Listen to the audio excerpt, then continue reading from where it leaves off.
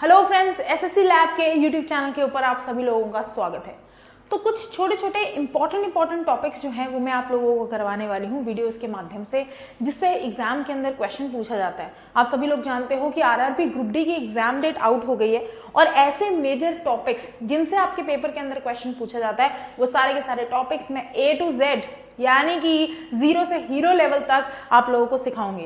तो आज की इस वीडियो के अंदर हम लोग यूनिट एंड डायमेंशंस पढ़ेंगे, यूनिट एंड मेजरमेंट्स पढ़ेंगे। तो चलो इस टॉपिक को बढ़िया तरीके से समझते हैं, ठीक है।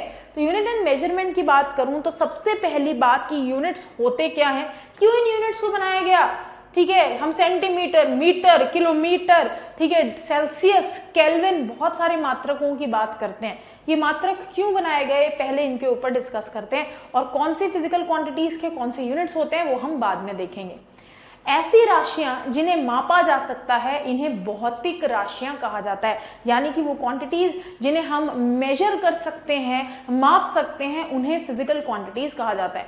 जैसे कि मैं टेम्परेचर को माप सकती हूँ, मैं बोलूंगी कि यार टेम्परेचर आज बहुत गर्मी पड़ रही है, 40 डिग्री टेम्परेचर हो रखा है, तो क्या मैं टेम्परेचर को मेजर कर सकती हूँ? यस। तो ये आपकी एक भौतिक राशि है। मैं स्पीड को मेजर कर सकती हूँ, मैंने बोला कि मुझे ना गाड़ी बहुत तेज चलानी अच्छी लगती है, मैं गाड़ी ऐसे फुल ऑन स्पीड पे चलाते हुए एकदम उड़ाते हुए, तो क्या मैं स्पीड को मेजर कर सकती हूँ? बिल्कुल, मैं स्पीड को भी मेजर कर सकती हूँ, मैं टेम्परेचर को भी मेजर कर सकती हूँ, मैं डिस्टेंस को भी मेजर कर सकती हूँ। तो जो राशियां जिन्हें मापा जा सकता है उन्हें फिजिकल क्वांटिटीज, भौतिक राशियां कहा जाता है। क्या आप लोग मेरी फीलिंग्स को मेजर कर सकते हो? मैं आपको बोलूंगी यार मेरे घर ना गेस्ट आ रहे हैं, अब गेस्ट आएंगे तो किचन का बहुत काम करना पड़ता है, खाना बनाना पड़ता है, मेरा दिल बहुत उदास है कि जब गेस्ट आते हैं ना मेरा दिल उदास हो जाता है। तो क्या आप लोग इस उदासी को मेजर कर सकते हो? क्या बता सकते हो कि रितिका मैम 2 किलोमीटर उदास है, रितिका मैम 2 लीटर उदास है, रितिका मैम 2 सेंटीमीटर उदास है, 2 एमस्ट्रॉन्ग उदास है? नहीं। तो जो राशियों को हम माप ना सकें, मेजर ना कर सकें, उन्हें वो फिजिकल क्वांटिटीज नहीं होती। तो जितनी भी फिजिकल क्वांटिटीज होती हैं, कहने का मतलब जिन्हें आप माप सको गाइज, उन्हीं के यूनिट्स होते हैं, उन्हें ही यूनिट्स के अंदर मेजर किया जाता है। ये यूनिट्स आपके, ठीक है, आपके all over the world same value रखते हैं। आपके मात्रक, अगर मैं किलोमीटर की बात करूं तो भारत में किलोमीटर की वैल्यू भी वही है, लंदन के अंदर जाओगे किलोमीटर की वैल्यू वही है, ऑस्ट्रेलिया में चले जाओगे किलोमीटर की वैल्यू यही है। तो ध्यान में रखना, जिन राशियों को हम मेजर कर सकते हैं, जैसे कि हमारा वेट, जैसे कि सेब कितने हैं, जैसे कि आपका डिस्टेंस, आपके पैसे, आपका समय, इन्हें भौतिक राशियां कहा जाता है। एंड फिजिकल क्वांटिटीज को मेजर करने के लिए आपके यूनिट्स बनाए जाते हैं, मात्रक बनाए जाते हैं। तो मेजरमेंट ऑफ फिजिकल क्वांटिटीज, भौतिक राशियों को कैसे मेजर किया जाता है? सबसे पहले हम लिखते हैं न्यूमेरिकल वैल्यू। न्यूमेरिकल वैल्यू जैसे 5, 4, 3, कोई भी नंबर। उसके बाद हम लिखते हैं इसके यूनिट्स, जैसे 5 metre, 5 kilogram, 5 centimetre, 5 nanometre and so on. तो सबसे पहले आपकी जो भौतिक राशियां हैं उन्हें मापा जाता है, ठीक है, मेजर कर सकते हैं हम लोग, और उन्हें एक्सप्रेस करने के लिए यूनिट्स को यूज किया जाता है। तो आप कैसे लिखते हो, मेजरमेंट कैसे करते हैं? न्यूमेरिकल वैल्यू लिखते हो, उसके बाद आप स्टैंडर्डाइज यूनिट से उसे मल्टीप्लाई करते हो। Simple guys. अब फंडामेंटल और डिराइव यूनिट्स क्या हैं ये हमें पता होने चाहिए कि आपकी मूल इकाइयां और व्युत्पन्न इकाइयां क्या होती हैं। फंडामेंटल यूनिट्स आपके 7 फंडामेंटल यूनिट्स हैं जो आपके मेन यूनिट्स हैं। इन्हीं यूनिट्स को मल्टीप्लाई कर कर, डिवाइड कर कर हमें हमारे डिराइव्ड यूनिट्स मिलते हैं।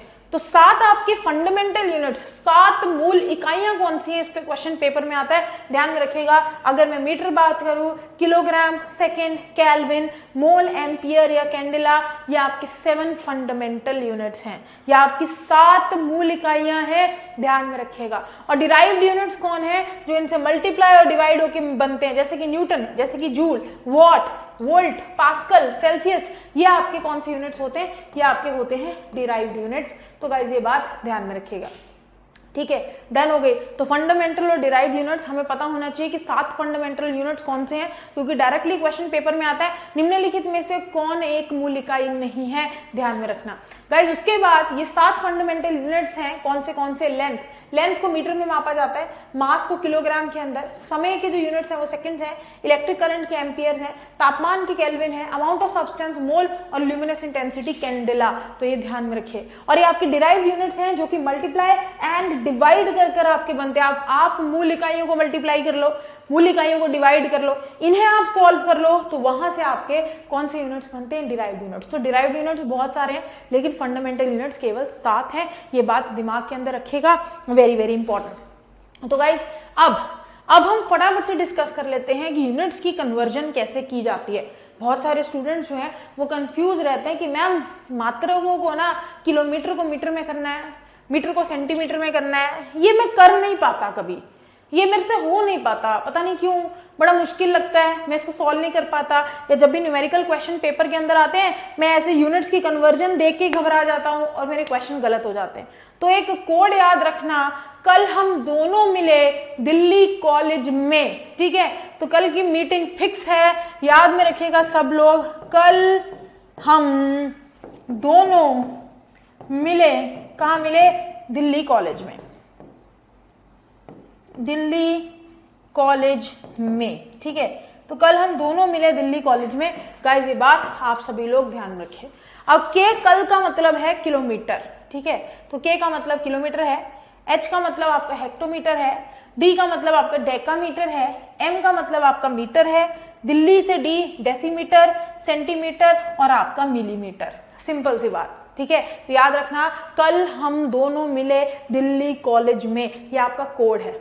गाइस मान लो मैं आपके लिए बहुत अच्छा सोचती हूँ कि यार आप आरआरबी ग्रुप डी का एग्जाम क्वालिफाई करो, आपके बहुत अच्छे मार्क्स आए, आप सरकारी नौकरी आपको जल्दी से जल्दी मिले, तो मेरी सोच आपके लिए एक राइट डायरेक्शन के अंदर है कि आप लोग ग्रो करो, है ना? हम ग्रो कब करते हैं? जब मल्टीप्लाई होता है ना? मल्टीप्लीकेशन का मतलब ग्रो, नंबर बड़ा होना, डिवाइड का मतलब नंबर छोटा होते जाना, ये तो हमें पता ही है। जब हम दिल्ली कॉलेज में राइट साइड को मूव करते हैं, यानी कि मेरी सोच आप लोगों के लिए राइट है, उस समय में हम 10 से मल्टीप्लाई करते चलते हैं। कोई आपको बोले 1 किलोमीटर में, ठीक है, कितने डेकामीटर हैं? आप एक बार यहाँ चलोगे 10, एक बार यहाँ चलोगे 10, तो आप बोलोगे 10 × 10 यानी कि 100। 1 किलोमीटर में 100 आपके डेकामीटर होते हैं, ठीक है? अगर आपसे कोई बोले 1 किलोमीटर में कितने मीटर हैं, तो ये 10 हो गया, ये 10 हो गया, ये 10 हो गया, तो 1 किलोमीटर के अंदर आपके 1000 मीटर्स होते हैं। सिंपल। ऐसे जब हम राइट डायरेक्शन के अंदर चलते जाते हैं, कोई भी कन्वर्जन आप कर सकते हो, तो 10 से मल्टीप्लाई करते चलोगे। जब आप लेफ्ट डायरेक्शन के अंदर आओगे, कोई आपसे पूछे 1 सेंटीमीटर में कितने मीटर्स हैं, तो आप क्या करोगे? एक यहाँ गए 10, यहाँ गए 10, तो यानी कि आप बोलोगे 1 सेंटीमीटर में डिवाइड बाय 10 करते जाना है आप लोगों को, ठीक है? 1 सेंटीमीटर में या फिर 1 मीटर के अंदर 100 सेंटीमीटर है और 1 सेंटीमीटर में 1/100 आपके मीटर्स होते हैं। तो जब हम लेफ्ट डायरेक्शन में जाते हैं तो डिवाइड करते जाते हैं 10 से, राइट डायरेक्शन के अंदर जाते हैं 10 से मल्टीप्लाई करते जाते हैं। और कल हम दोनों मिले दिल्ली कॉलेज के अंदर, दिल्ली कॉलेज में, ये बात ध्यान में रखिएगा गाइस, ठीक है? तो ऐसे ही आप लोग kilometre, hectometre, decametre, metre, decimetre, centimetre और मिलीमीटर की कन्वर्जन देख सकते हो। ऐसे आपका किलोग्राम, हेक्टाग्राम, जैसे आप इधर को जाओगे 10 से मल्टीप्लाई करोगे, इधर की कन्वर्जन चेक करोगे 10 से डिवाइड करोगे, डेकामीटर आपका डेकाग्राम, ग्राम, डेसीग्राम, सेंटीग्राम और आपका मिलीग्राम, ठीक है? तो गाइस अब हम लोग वेरी वेरी इंपॉर्टेंट कुछ स्मॉल यूनिट्स के बारे में बात करेंगे, इससे भी क्वेश्चन पेपर में आ जाता है। जैसे कि एग्जामिनर आपसे बोल सकता है कि 1 माइक्रोन में आपके 10⁻⁻6 मीटर होते हैं, वेरी वेरी इंपॉर्टेंट। 1 नैनोमीटर के अंदर 10⁻⁹ मीटर होते हैं, इंपॉर्टेंट। 1 एंगस्ट्रॉम में 10⁻⁻10 मीटर होते हैं और आपके एक फर्मी के अंदर 10⁻⁻15 मीटर होते हैं, ये ध्यान में रखिएगा, वेरी वेरी इंपॉर्टेंट। अच्छा मान लो कि अगर मैं आप लोगों से एक क्वेश्चन पूछूं कि 1 नैनोमीटर, चलो मैं आपको क्वेश्चन दिखाती हूँ, मजा आएगा तब, ठीक है? एक सेकेंड रुक जाओ, मैं आपको ना एक क्वेश्चन कराना चाहती हूँ, स्पेशली वो क्वेश्चन आप लोगों को मुझे कराना है, उसके बाद हम पीछे आके बाकी पढ़ेंगे, ठीक है?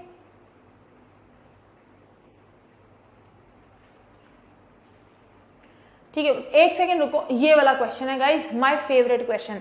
1 नैनोमीटर इज इक्वल्स टू, अभी पढ़ा हमने 1 नैनोमीटर के बारे में।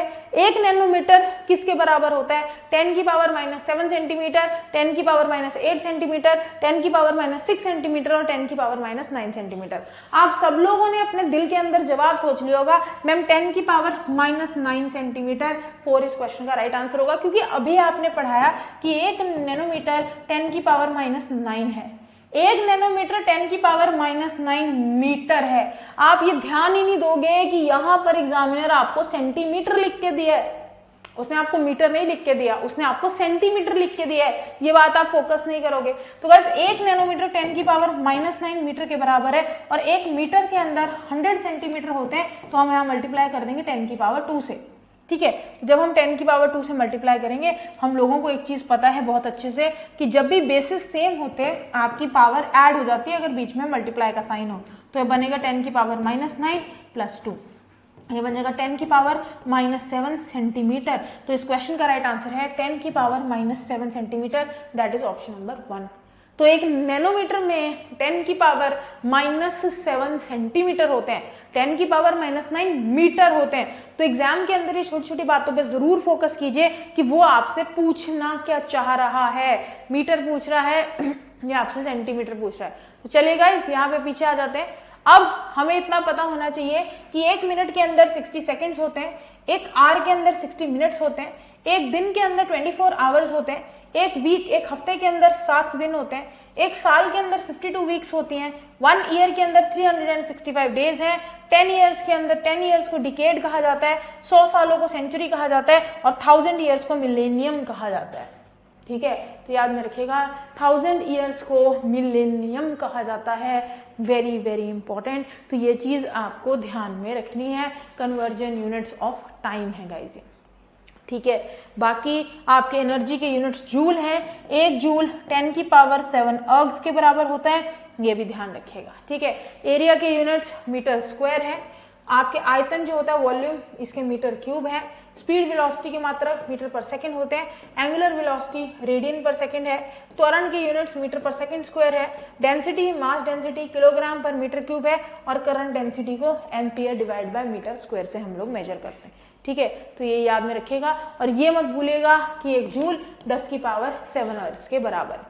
ठीक है, तो गाइज अभी कभी कभी यूनिट ना कभी कभी एग्जामिनर हमसे पूछ लेता है, देखो ये भी आपको पता होना चाहिए कि आपका जो पेटा होता है वो किसके बराबर होता है, 10 की पावर 15, टेरा किसके बराबर होता है, 10 की पावर 12, गीगा 10 की पावर 9, मेगा 10 की पावर 6, किलो 10 की पावर 3, हेक्टो 10 की पावर 2 और डेका 10।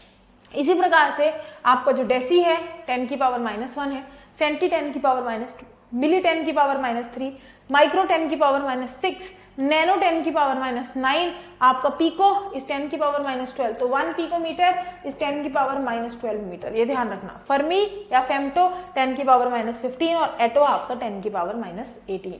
और गाइज ये slide is one of the most important and RRB group D exam के अंदर इससे रिलेटेड प्रश्न पूछा गया है, मैं आपको अभी दिखाती हूँ, ध्यान से देखना। 1 kilowatt hour 1 kilowatt into 1 hour के बराबर है। 1 किलोवाट यानी कि 1000 वाट। 1 घंटे के अंदर होते हैं 60 मिनट्स और 60 मिनट्स के अंदर 60 सेकंड्स होते हैं। तो जब हम इसे सॉल्व करते हैं बनता है 3.6 इंटू 10 की power 6 joules. Direct question RRB group D के पेपर में पूछा गया 1 किलोवाट आवर किसके बराबर है, 3.6 इंटू 10 की पावर 6 जूल्स। मैं आपको क्वेश्चन दिखाती हूँ, ठीक है। ये देखो, ये क्वेश्चन पेपर में आया कि एक commercial unit of electrical energy किसके बराबर है, कितने जूल्स के बराबर है। हमें पता है 3.6 इंटू 10 की पावर 6 जूल्स के बराबर है, क्वेश्चन पेपर में पूछा गया था, ठीक है। गाइज आपको कभी किलो कैलोरीज को कैलोरीज में चेंज करना है, 1000 से मल्टीप्लाई कर दो। कैलोरीज को किलो कैलोरी में चेंज करना है, 1000 से डिवाइड कर दो। किलो कैलोरीज को किलो जूल में चेंज करना है, मल्टीप्लाई करो 4.184 से, ठीक है। इधर को आना है, डिवाइड कर दो। आपको किलो जूल को जूल्स में चेंज करना है, 1000 से मल्टीप्लाई, नहीं तो यहाँ पर आप डिवाइड करो and further so on. Guys ये ध्यान रखिएगा, ठीक है। टेम्परेचर की कन्वर्जन हमें पता होनी चाहिए। कोई मुझसे पूछे टेम्परेचर इन डिग्री सेल्सियस में दे दिया, केल्विन में निकालो, तो अगर हमें टेम्परेचर केल्विन में निकालना होता है तो डिग्री सेल्सियस में 273 को जोड़ देते हैं। दूसरा फॉर्मूला आपको ये याद करना पड़ेगा, temperature in degree Fahrenheit 9/5 temperature in degree Celsius plus 32 के बराबर है। अब फ़ारेनहाइट में दिए सेल्सियस में निकाल लेंगे, सेल्सियस में दिए फ़ारेनहाइट में निकाल लेंगे, कोई बड़ी बात नहीं, ठीक है, क्लियर। अब कुछ क्वेश्चंस देखेंगे फटाफट से। मैग्निफिकेशन के क्या यूनिट्स हैं, अगर मैं आपसे पूछूं कि what is the unit of magnification. Guys magnification क्या होती है, height of the object, height of the image, ठीक है, आपकी इमेज का डिस्टेंस कितना है अपॉन आपके ऑब्जेक्ट का डिस्टेंस कितना है। मान लो ये भी मीटर में, ये भी मीटर में, दोनों काटेंगे यानी कि 9 यूनिट्स, इसके कोई भी मात्रक नहीं होते। टेम्परेचर डिग्री सेल्सियस में आपको 37 डिग्री सेल्सियस दिया है, ये किसके बराबर होगा अगर हमें फ़ारेनहाइट में निकालना है। हम करेंगे कुछ नहीं, temperature in degree Fahrenheit 9/5 temperature in degree Celsius plus 32 के बराबर रख देंगे, ठीक है। तो अगर मुझे अब टेम्परेचर किस में निकालना है, ठीक है, मुझे दिया हुआ है सेल्सियस में, फ़ारेनहीट में निकालना है, मैं 9/5 करूंगी, यहाँ 37 लिखूंगी, प्लस 32 करूंगी, इस पूरे को सॉल्व करूंगी और सॉल्व करने पर भी इस क्वेश्चन का राइट आंसर आएगा, दैट इज 98.6 डिग्री फ़ारेनहाइट, क्योंकि हमारा normal human body temperature 37 degree Celsius होता है और फ़ारेनहीट स्केल पर ये 98.6 डिग्री फ़ारेनहीट होता है। ये बात आप ध्यान में रखिएगा, ठीक है, क्लियर होगी गाइस, ठीक है। Which of the following is not an SI unit, ohms, ampere, newton की कैलोरी, ठीक है, डी इस क्वेश्चन का राइट आंसर है, कैलोरी एसआई यूनिट नहीं होती, जूल जो है ये आपकी एसआई यूनिट होती है, वेरी वेरी इंपॉर्टेंट, 1 जूल 10⁻⁷ अर्ग्स के बराबर होती है, ये बात भी ध्यान में रखिएगा, ये एनर्जी के या फिर वर्क के यूनिट्स है। Which of the following is the unit of electrical resistance, प्रतिरोध के यूनिट्स क्या है, हम सब जानते हैं, बहुत बारी पढ़ चुके हैं कि जो ओम्स होते हैं वो हमारे प्रतिरोध के यूनिट्स होते हैं। नेक्स्ट क्वेश्चन, आपके एक्सेलरेशन के, त्वरण के यूनिट्स क्या होंगे, मीटर पर सेकंड स्क्वायर, फीट पर सेकंड, मीटर पर सेकंड या फिर स्क्वायर मीटर पर सेकंड। गाइस इस क्वेश्चन का राइट आंसर है एक्सेलरेशन होती है आपकी change in velocity upon time. Velocity जो है उसको मीटर पर सेकंड में निकाला जाता है, समय को सेकंड में निकाला जाता है, तो ये बन जाते हैं मीटर पर सेकंड स्क्वायर, यानी कि ए इस क्वेश्चन का राइट आंसर है, दैट इज मीटर पर सेकंड स्क्वायर। तो ऐसा यूनिट ऑफ लेंथ, जो लंबाई है, लेंथ है, उसके ऐसा यूनिट ऑप्शन नंबर ए है, मीटर है, ये हम सबको पता है। जाउल्स किसके यूनिट्स हैं, एनर्जी के यूनिट्स आपके जूल होते हैं, सी इस क्वेश्चन का राइट आंसर है, और 1 जूल 10⁻⁷ अर्ग्स के बराबर है, ठीक है। तो ऐसे ही कुछ क्वेश्चंस यूनिट एंड डायमेंशन से हमारे पेपर के अंदर पूछे जाते हैं जो आपको आने चाहिए, ठीक है, क्लियर। तो गाइस ऐसे ही कुछ जेनरिक वीडियोस मैं आप लोगों के लिए लेके आती रहूंगी, एक अच्छे क्वेश्चंस लाती रहूंगी, ठीक है, जिसमें आरआरबी के एग्जाम की बढ़िया तैयारी आपकी होगी, एंड प्लस कुछ इंपॉर्टेंट कॉन्सेप्ट आप लोगों को सिखाऊंगी। 7 बजे मेरा यूट्यूब के ऊपर सेशन लाइव होता है, 7 PM पे आपको मेरे साथ ज्वाइन करना है। इन केस अगर आप एसएससी लैब का कोई मॉक टेस्ट बाय करना चाहते हैं तो लैब 343 कूपन कोड लगा सकते हैं। 17 नवंबर को हमारा एग्जाम है, यानी कि पूरे 60 दिन हमारे पास है, फोड़ देंगे मेरे दोस्तों पेपर को, कोई बड़ी बात नहीं। So bye guys, thank you so much, thanks for watching. अगर ये वीडियो अच्छी लगी तो प्लीज लाइक कर एक प्यारा सा कमेंट वीडियो के नीचे जरूर लगाइएगा, ताकि और ऐसी इंपॉर्टेंट वीडियोस में लेके आती रहूं। मुझे चैप्टर्स के नाम भी ऑन रिक्वेस्ट लिख के देना कि कौन से टॉपिक्स आपको मुश्किल लगते हैं, मैं उनके ऊपर भी वीडियोस बनाती रहूंगी। Thank you.